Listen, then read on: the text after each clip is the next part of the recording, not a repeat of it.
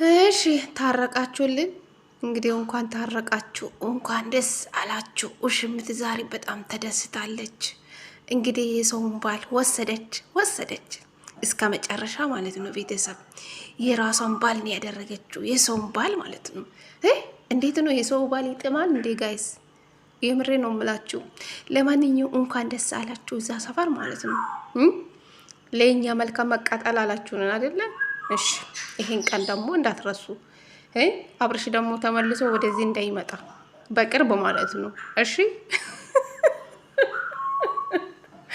ዛሬ እንደተደሰታችሁ ነገ ደግሞ እንዳታዝኑ። እሺ አይዟችሁ፣ ምንም አይደለም። ለዛሬ ተደሰቱ፣ ለነገ ደግሞ እግዚአብሔር ያውቃል አይደል እንዴ ጋይስ? ሰላም ሰላም፣ ጤና ይስጥልኝ ውድና የተከበራችሁ እንዴት ናችሁልኝ? ደህና ናችሁ? እኔ ደህና ነኝ፣ ፈጣሪ ይመስገን ብያለሁ የኔ ውድ ቤተሰቦቼ። እንግዲህ ለዚህ ቤት አዲስ ከሆናችሁ ላይክም ሰብስክራይብ እያደረጋችሁኝ ቤተሰብ ሆኖ አይከፈልበትም። ቪዲዮን ታያላችሁ ግን ላይክ አድርጉ፣ ሰብስክራይብም አድርጉኝ። እስኪ ጉዞ ወደ 11 ሺህ ማለት ነው በቅርብ አስገቡኝ ማለት ነው። በቅንነት አይከፈልበትም። እና ዛሬ እንግዲህ በነገራችሁ ላይ ሩታችን ያው በሜሪዬ ቤት መታለች። ቪዲዮውን ሰምቻለሁ እውነት ለመናገር ማለት ነው። ሩታዬ የኔ ጣምበለል፣ የኔ ጀግና፣ የኔ ስማርት እንኳን ደህና መጣሽ። እውነት ለመናገር ማለት ነው።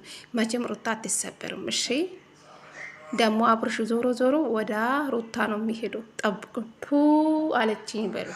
የምሬ ነው የምላችሁ።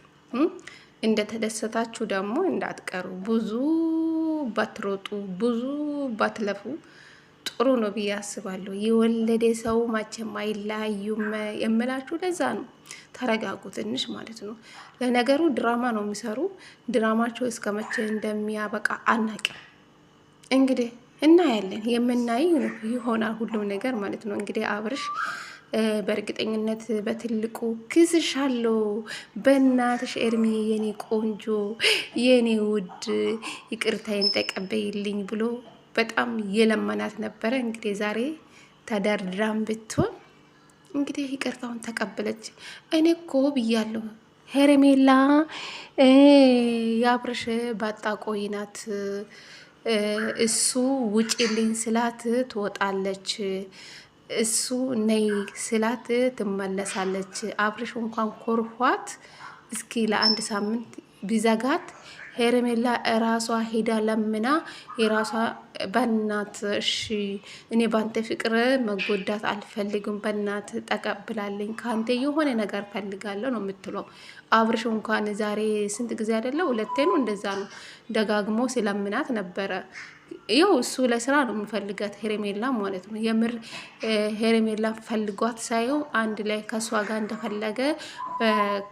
ጋር እንደፈለገ መላላጥ መጋጋጥ ስለሚፈልግ ነው እንጂ እውነት ሄርሜላ ወዶ አፍቅሮ አይደለም። እና ያለ መቼም የምናይ ይሆናል አይደል እንዴ? ፈጣሪ ብቻ ጤና ብቻ ይስጣን። እሺ ብዙ አትደሰቱ፣ ተረጋጉ። ሩታና አብርሽ ደግሞ መቼም አይለያዩ። እግዚአብሔር ነው የምላችሁ። የወለደ ሰው መቼም ማለት ነው መቼም ገባችሁ። ዛሬ በማላቸው ብዙ ነገር ሊፈጠር ይችላል። የነገ ደግሞ ምን ይታወቃል? የእግዚአብሔር ስራ ታምር ነው። በማላቸው ምን እንደሚፈጠር አናቅም። የዛሬ ነው የምናውቀው። ግን ብዙ አትደሰቱ። ሄርሜላ ግን በኋላ ላይ ቱ ብለኛለች ይበሉ ቅድስት ማለት ነው። ልቧ እንደሚሰበር ብዙ ነገር እንደምትሆን እርግጠኛ ነኝ። ምክንያቱ የራሷ ያልሆነ ነገር ውስጥ ነው ገባችሁ። እሷ ባትገባ ሄርሜላ ወደ እነሱ ህይወት ባትመጣ አብርሽና ሩታ ደግሞ እዚህ ደረጃ ላይ አይደርሱም። ሩታም እልከኛ ሴት አትሆንም ነበር። አብርሽ ወደ ራሱ ተሰብስቦ ቢቀመጥ፣ ሩታም በስነስርዓት ይቅርታ ቢቀበላት፣ ይቅርታ ቢጠይቃት ሩታን በእርግጠኝነት የአብርሽን ይቅርታ ትቀበላለች። ትዳራቸው ይቀጥል ነበር። ገባችሁ። አብርሽ ደግሞ ለሄርሜላ ዛሬ ቦታ እንደሰጣ ለሚስቶ ቦታ አልሰጠም። እውነት ለመናገር ማለት ነው።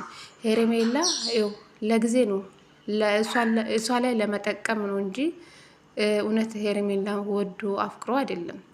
እንግዲህ በቅርብ ደግሞ የአብርሽና የውሽምት ሰርግ እንጠብቃለን ማለት ነው። አብርሽና ሩታ እኮ ከተገቡ 1 አመት ሊሞሉ ነው። እንግዲህ ዱባይ ሄዶ ነው የተገቡ። በጾም ነው ደግሞ እንግዲህ እስኪ በአመት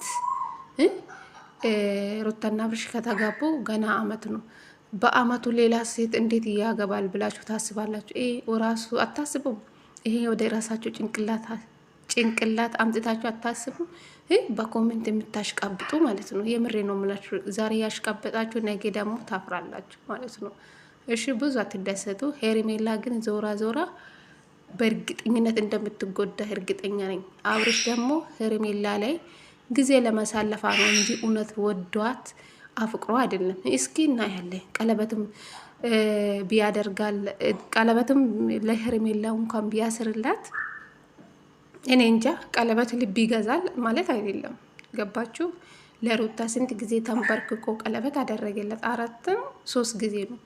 አንዴ ቡታየራን ያደረገ፣ አንድ ደግሞ አዲስ አበባ ነው፣ አንድ ደግሞ በቃ 3 ጊዜ ነው እናንተ ተንበርክኮ ቀለበት እያደረገ። ሩታ ስንት ጊዜ ነው ቀለበት እያወለቀችው? ብዙ ጊዜ አውልቃለች እኮ። ስንት ጊዜ አብርሽ ተንበርክኮ ቀለበት አደረገላት። ስለዚህ ለኛ ቀለበት ብርቅ አይደለም። እንኳን ተንበርክኮ ለሄርሜላ ቀለበት እንኳን ቢያደርግላት አብርሽና ሩታ መቼም አይለያዩም ማለት ነው።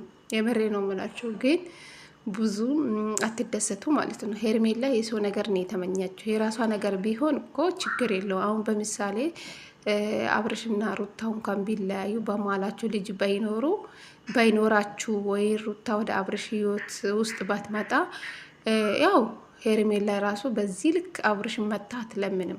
ገባችሁ? አትለምንም። እሷ ምንድን ነው ችግሯ? ስጋት ውስጥ የገባችው የሰውን ነገር ስለወደደችው የሰውን ነገር ስላፈቀረችው ነው። አሁን በዚህ ልክ አሁንም እምነት የላትም። አሁንም ምንም እምነት የላትም። በቃ አብርሽ ታውቃላችሁ፣ ለሁሉም ሰው ቃል ይገባል። ቃሉን ግን እዛው ነው ታጥቦ ጭቃ ቃል ያገባል ማለት። ስንት ጊዜ ለሩታ ቃል ገብቶለት ነበረ። ቃሉ የት አደረገ? ዜሮ አደረገ። ወዴት ነው ሄደ? ወደ ሴቶች። ስንት ሴቶችን አመጣ? እስኪ ቁጠሩ እስኪ አብርሽ ሴቶች ማለት ነው። እንግዲህ ሄርሜላ ዞሮ ዞሮ ወይን ትዳራችሁ አንድ ላይ አይሆኑም። ዝም ብሎ እንደዚህ መላላጥ ነው እንጂ የሚፈልጉ እውነት ወዷት አፍቅሯት አይደለም ከሄርሜላ ጋር ሆነ ማለት ነው። ስለዚህ አይዟችሁ፣ ተስፋ አትቁረጡ። በሄርሜላ በእርግጠኝነት ተስፋ ካላችሁ መቼ አይሆንላችሁም። እና ለማንኛውም ብዙ አትደሰቱ፣ ተረጋጉ። ሄርሜላና አብርሽ ደግሞ እስኪ እናንተ መጨረሻ እናያለን መጨረሻቸው ምን እንደሚሆን ማየት ናፈቀኝ። ለነገሩ ድራማ ነው የሚሰሩ እና ያለ የእነሱ ድራማ መቼ እንደሚያልቅ አላውቅም። ታውቃላችሁ አብርሽ ለገንዘብ ሞቺ ታውቃላችሁ። እና ያለን እስኪ ለዚህ ቤት አዲስ ከሆናችሁ ሰብስክራይብ ላይክ አድርጉኝ። ወዳችኋለሁ የኔ ውዶች ማለት ነው። እንግዲህ ሩታችን ብቻ ደህና ትሆንልን፣ ሌላው ቀሪ ነው ጋይስ። እሺ እኛ ምንም አንሆንም፣ ከሩታ ጎን ነን ሁሌ ማለት ነው። ስለዚህ እስኪ የአብርሽና የውሽምት ነገር እናያለን፣ መጨረሻችሁ ምን ላይ እንደሚደርሱ እስኪ እናያለን። አብርሽና ሩታ ደግሞ መቼም አይለያዩ፣ መቼም ዞሮ ይገናኛሉ። ነገ ደግሞ እናንተ ታፍራላችሁ፣ እኛ ደግሞ እንስቃለን ማለት ነው። ሰማችሁ?